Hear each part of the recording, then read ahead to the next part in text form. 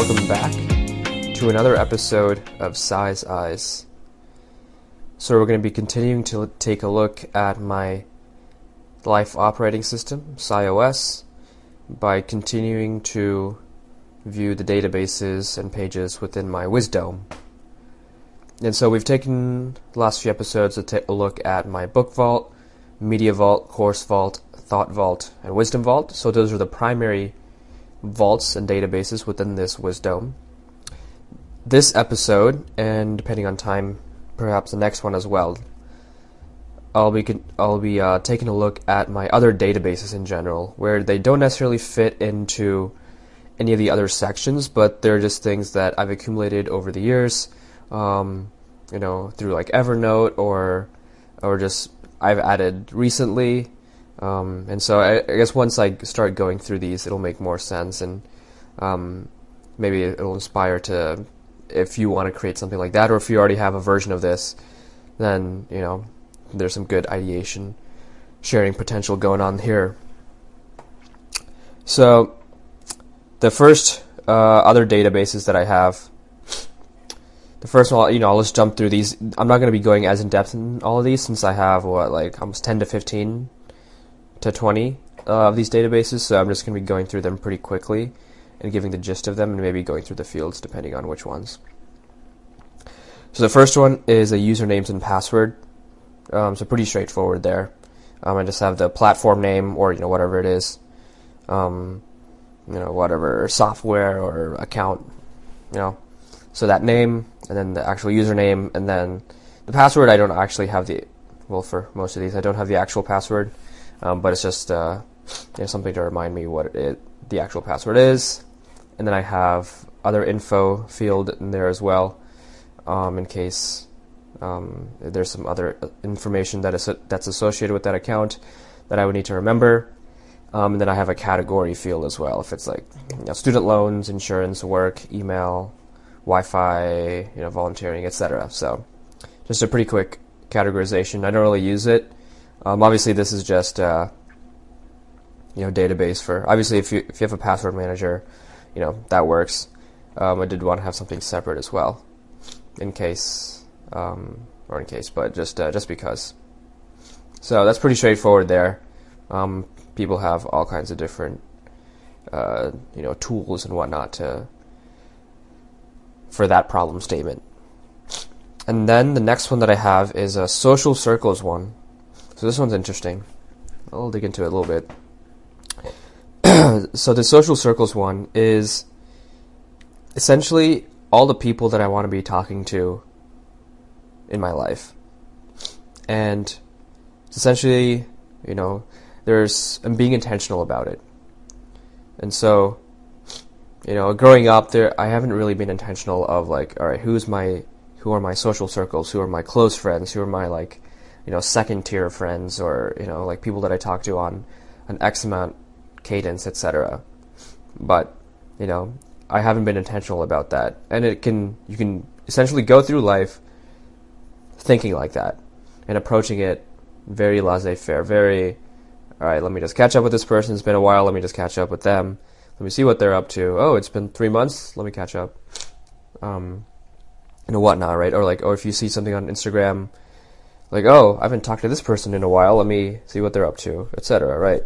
And so obviously that's natural, but I did want some formalization of it, where all right, these are the people that I want to be talking to on this this frequency, and let me capture that, right? And so this database, I have the friend name. Sometimes it's a colleague, sometimes it's just a friend and whatnot. Now, some of these I actually haven't talked to, but these are people that I would potentially like to get to know more in depth than what I knew them from previously. And so it's a person's name, so that's pretty straightforward. And then I have a cadence. So this cadence, I've changed it up a few times, but right now it's 2 weeks, 3 weeks, 1 month, 2 months, 3 months, 6 months. And so that's the cadence essentially for which I want to be talking to this person.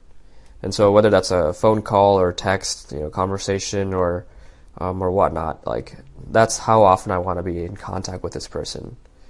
Because maybe for whatever reason it's the very close friends growing up, or they're very insightful, like I gain energy just by being around them or talking to them on a frequent basis, right? Or I learn a lot, or it's very just calming, etc. And so, or family members even, right? So just being able to see on a, like, all right, like in this database, this table format, right? All right, these are the people that I want to be talking to, essentially 2 times a month at least, 1 time a month, or once a month, every 2 months, every 3 months, and every 6 months, right? So then I can see, all right, let me reach out to this person. So how do I help myself in terms of who do I need to reach out to? So that's what these other few columns are for.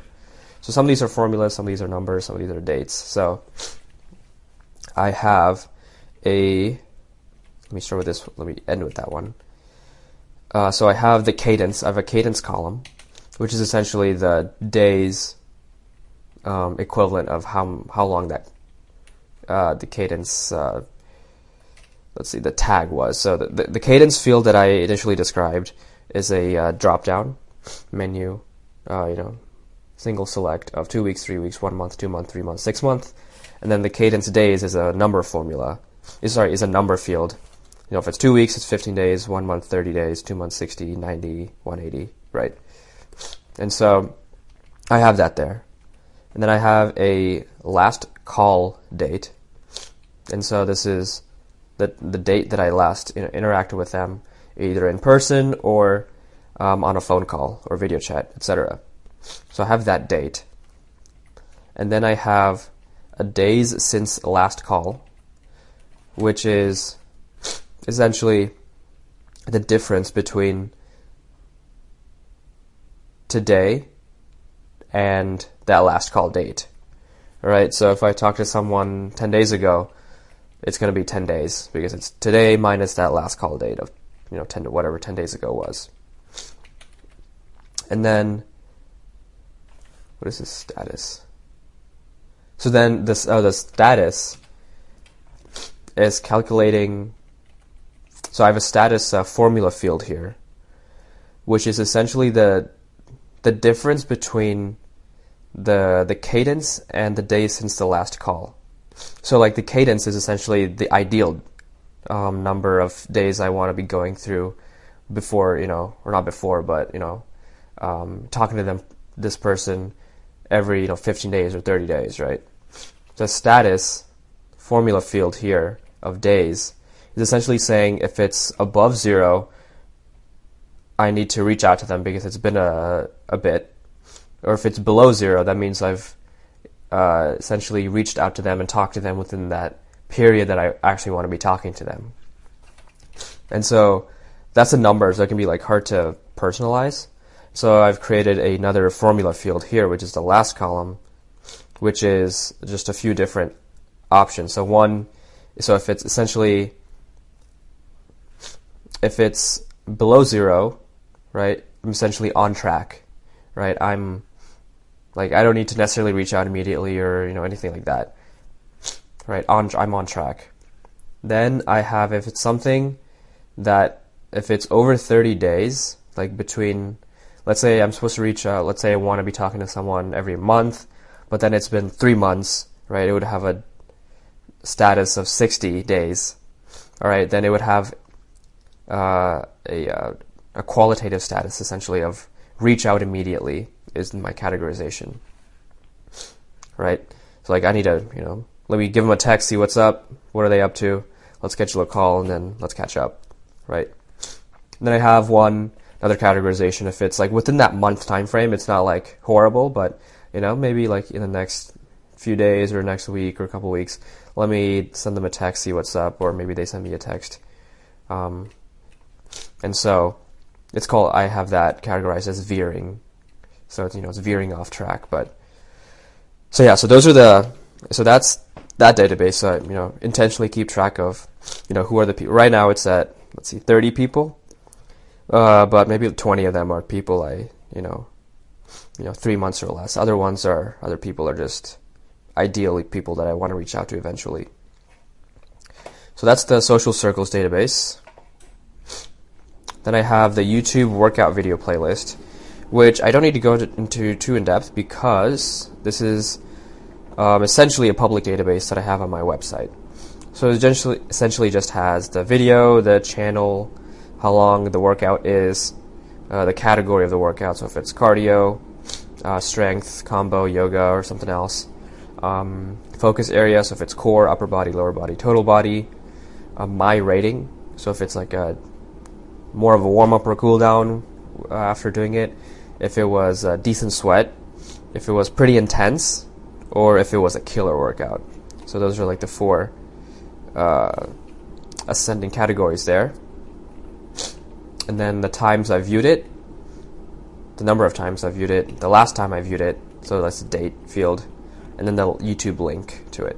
So these are all your YouTube workout videos. There is a link in my website. And there's also a bunch of different views of this database on my website based off of the intensity, based off of the time, based off of the body, the focus area, and all that. So check that out on my website. But YouTube workout video playlist is the name of that database. Then I have a tools, services, and subscriptions one. So essentially, I know there's some apps out there and other software, and I don't know if you guys use Excel or any other tools to help you keep track of different things like your subscriptions or memberships, all that stuff. But this is essentially that. So if there's any tools, services, or subscriptions that I have, right? So right now I have a membership to Masterclass, to Canva, Spotify, Audible, PlayStation Plus, etc. So I'm just keeping track of those on a, in one view here, one table, one database. And then some of these are also tools or services that I don't use right now, but it's good to note down. And if I ever have a need to use them in the future, I can do so. And I have the link to it, I have the name, I have how much it costs, etc. So let me go quickly through the fields here. So it's the name, Masterclass, Canva, Spotify, whatever. Then I have a type. So right now, it's a little arbitrary, but I have software, media subscription, membership, service provider, physical products. So you can categorize it however you want, but that's just how I use it. And I have a functional category, which is like, let's say for Canva, that's like design.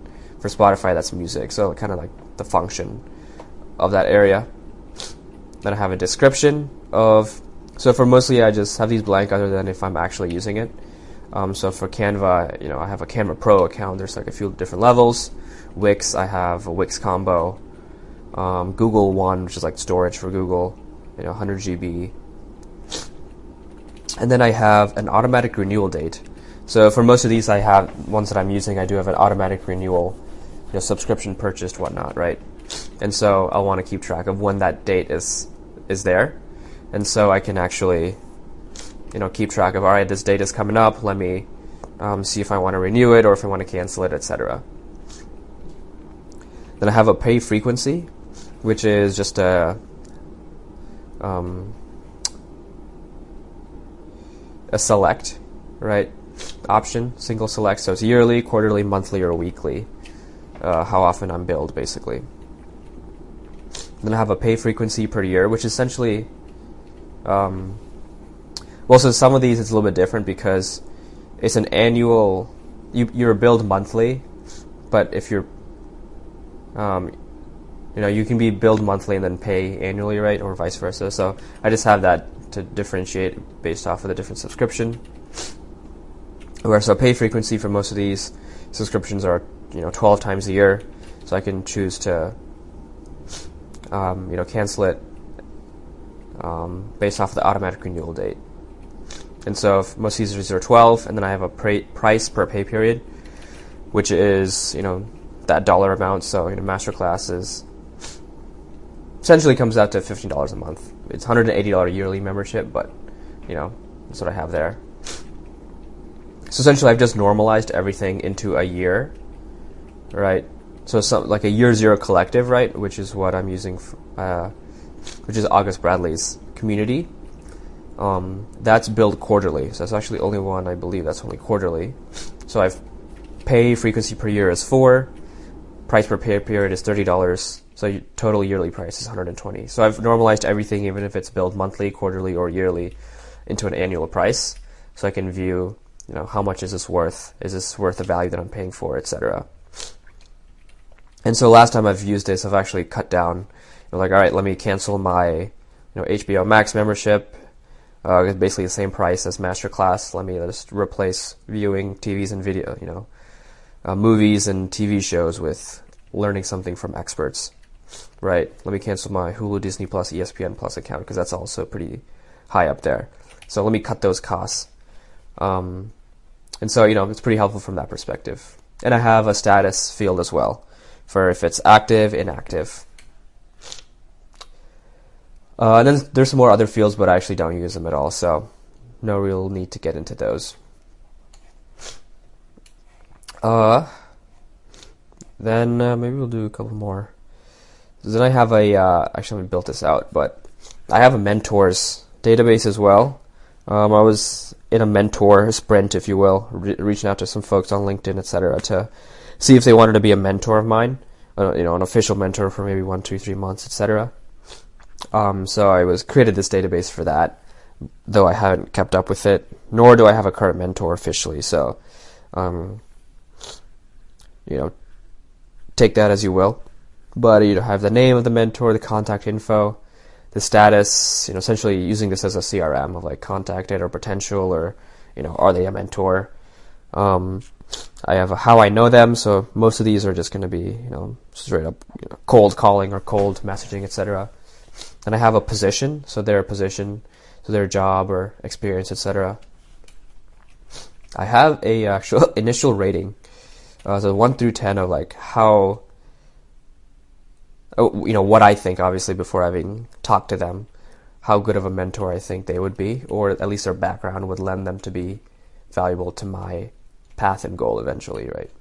So I have an initial rating, and then other notes, and then a field, right? So if it's education or business or spirituality or health or whatnot, right? So have that database in there as well to keep track of my potential, active, and past mentors.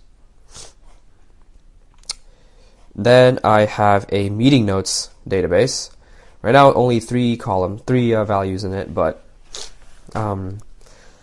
usually, obviously, meeting notes is more used in a work setting. But if there's any meetings, or like if people are giving presentations and whatnot, and maybe I have they want feedback from me, they'll do a dry run or something like that, I'll listen in and take notes and whatnot. Since that doesn't really fit into any other section of this. Of these databases, so I just created this meeting notes database separately.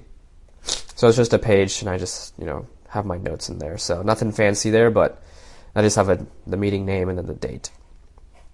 So nothing fancy there. And then I have a My Budgeons one, actually, which I did build out, but haven't fully filled in yet, item level wise.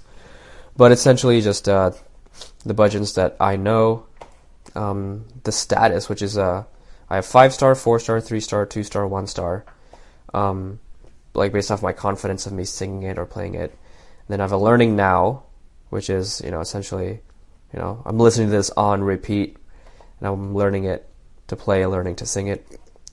Then I have a learning to learn next, which is essentially like, I want to learn this is a dope budget. I want to learn it, so I'll have that there, but I don't know now.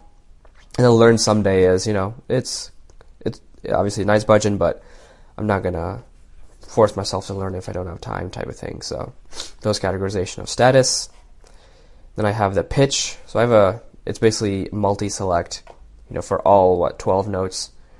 And then I have, so it's a range, so I can select, all right, maybe in the morning, or if my voice isn't as open, I have a lower range one, and if it's full steam ahead with my voice, and my voice is opened up, I'll have a higher end one as well.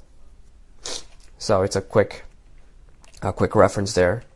And I have a raga field as well, for which raga it is, if I know it, or if I'll keep it blank, or if it's a combination or not even following a rag, let's leave it blank or something. But that's essentially there.